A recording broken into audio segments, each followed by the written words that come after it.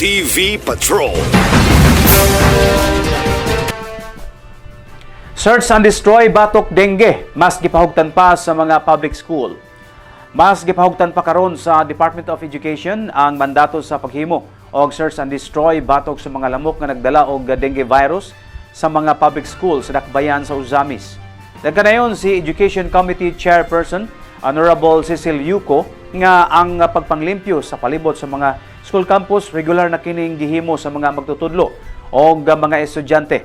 Apan ang search and destroy nga gibando sa Department of Health o sa Asinso Uzamis Administration o sa pinasahing clean-up drive gumikan kay ang posibleng hulupanan sa mga lamok nga nagdala og dengue virus ang tirada niini. Sama sa flower vase, mga lababo nga nagleaking, mga bottled water nga nalimtan og sirado, mga ligid og latang nga naulanan sa gawas, bagol, mga mini fish pond nga wala na magamit og uban pang mga dapit nga napunduhan og limpyong tubig.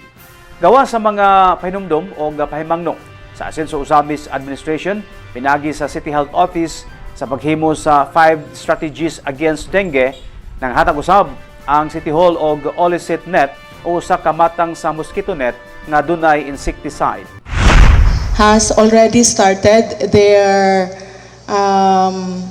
cleanup drive or search and destroy activity since January 25, and all these activities were documented as have been fully installed with the Olicet nets, and